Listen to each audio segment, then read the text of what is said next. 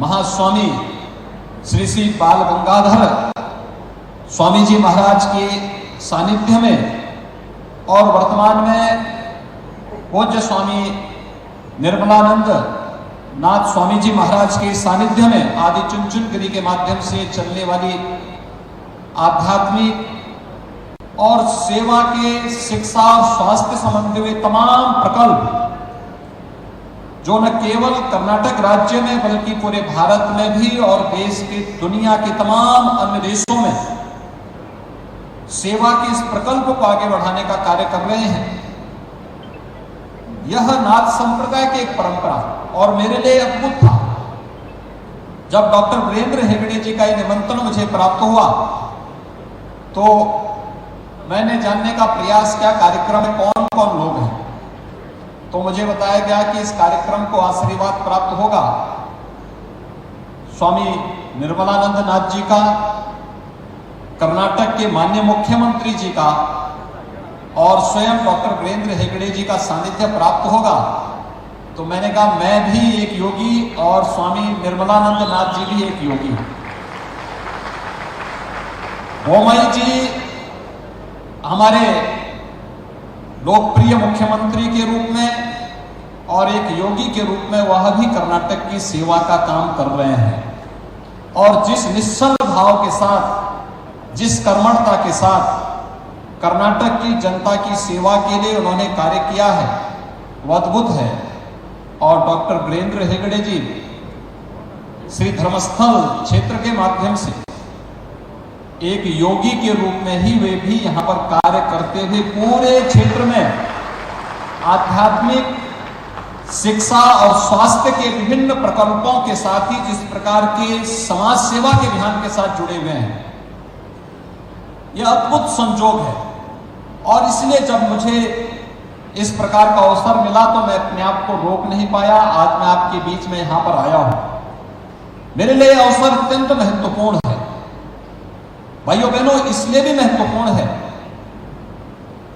कि बेंगलोर आईटी और बायोटेक्नोलॉजी का एक हब माना जाता है। अब यह तेजी के साथ ट्रेडिशनल मेडिसिन के एक नए हब के रूप में दुनिया को मार्गदर्शन करता हुआ दिखाई दे रहा है। और खासतौर पर जब प्रधानमंत्री मोदी जी भारत की इकोनॉमी को $5 ट्रिलियन की इकोनॉमी बनाने की ओर अग्रसर हो, हमें अपनी कार्य पद्धति में प्रोफेशनलिज्म कैसे लेके आना है, टेक्नोलॉजी के साथ उसको जोड़ते हुए कैसे हम इसे आगे बढ़ा सकते हैं, यह आज की आवश्यकता है। और आज की इस आवश्यकता के अनुरूप हम उस अभियान का हिस्सा बने। ये केवल सरकार के अकेले प्रयास से नहीं बल्कि सभी सामाजिक, धार्मिक, आध्यात्मिक और वाणिज्यिक संस्थान भी जब इस कार्यक्रम के साथ जुड़ेंगे तो इसके परिणाम उसी रूप में आते हुए दिखाई देंगे। जब भारत को आधुनिक तकनीक की आवश्यकता थी तो आईटी के रूप में बेंगलोर उसका हब बना। भारत को जब किसी भी अन्य क्षेत्र में आगे बढ़ने की आवश्यकता पड़ी तो बेंगलोर ने और कर्नाटक ने उस संकट के साथी के रूप में मजबूती के साथ अपने कदम को आगे बढ़ाया। और आज यह अवसर अत्यंत महत्वपूर्ण है कि आज जब प्रधानमंत्री मोदी जी भारत को दुनिया की एक बड़ी अर्थव्यवस्था के रूप में अग्रसर करने के लिए संकल्पित हैं, उन स्थितियों में भारत के धर्म स्थलों की भूमिका क्या होनी चाहिए। इस भूमिका के लिए आपने देखा होगा विश्व योग दिवस के अवसर पर प्रधानमंत्री मोदी जी मैसूर में आकर के योग दिवस का शुभारंभ करते हैं। मित्रों, योग दिवस भारत की परंपरागत उस परंपरा का प्रतिनिधित्व करता है जो भारत की आध्यात्मिक परंपरा को वैश्विक मंच पर एक नया स्थान दिलाता है। और पहली बार वैश्विक मंच पर योग की परंपरा को प्रधानमंत्री मोदी जी ने जिस मजबूती के साथ रखा, 21 जून की तिथि विश्व योग दिवस के रूप में आज पूरी दुनिया उसके साथ जुड़ती भी दिखाई दे रही है। आप सबने इस बात को महसूस किया होगा। पहले योग के बारे में एक बहुत भ्रांत धारणाएं थी।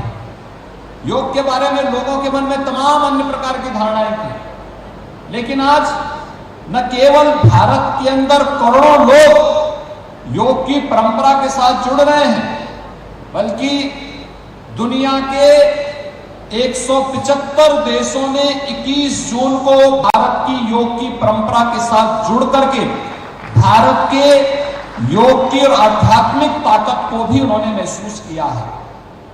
लेकिन योग और नेचुरोपैथी हमारे लिए उपयोगी तभी हो सकता है। भारत की परंपरा ने, भारत की ऋषि परंपरा ने इस बात को माना है कि शरीर माध्यम खलु धर्म साधनम, यानी जितने भी धर्म के साधन हैं ये सभी शरीर के ही माध्यम से हो पाएंगे। हमारी इस बॉडी के माध्यम से ही उसे हम पूरा कर पाएंगे और एक स्वस्थ शरीर ही इन सभी कार्यों को संपन्न कर सकता है। योग की ताकत को, आयुष की ताकत को दुनिया ने इस सदी की सबसे बड़ी महामारी कोविड-19 के दौरान स्वीकार किया है। भले ही लोग आधुनिक चिकित्सा पद्धति के कारण उसके पीछे भागते रहे हैं, उसका अपना महत्व अपनी जगह है, लेकिन शरीर की इम्यूनिटी को बढ़ाना है तो हमें अपनी परंपरागत ट्रेडिशनल पैथी की तरफ ही जाना पड़ेगा। और उसमें योग का, नेचुरोपैथी का, आयुर्वेद का, यूनानी का, सिद्धा का, इन सब की अपनी भूमिका है। और इन सब ने जिस प्रकार की भूमिका का निर्वहन किया, वह हम सब ने कोविड-19 के पिछले 2-2.5 वर्ष के अंदर जिस प्रकार की चुनौती विश्व मानवता के सामने आई थी, उस चुनौती के दौरान आपने देखा होगा कि कैसे भारत को प्रधानमंत्री मोदी जी के नेतृत्व में सुरक्षित निकलने का रास्ता मिलता गया।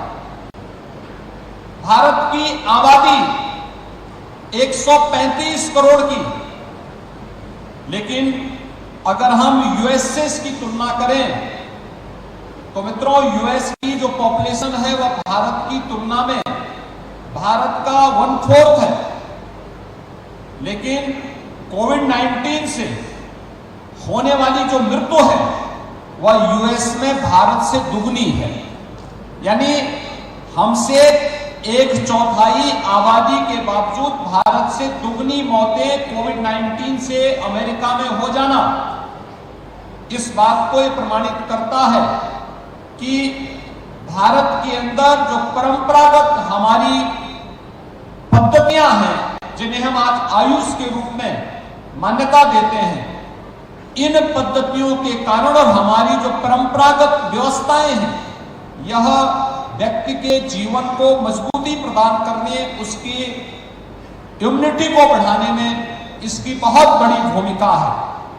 और इस दृष्टि से यह क्षेमवन, योग, नेचुरोपैथी और भारत की ट्रेडिशनल चिकित्सा पद्धति को आगे बढ़ाने का एक बेहतरीन माध्यम बेंगलोर में श्री क्षेत्र धर्मस्थल की ओर से दिया गया एक नया महाप्रसाद है।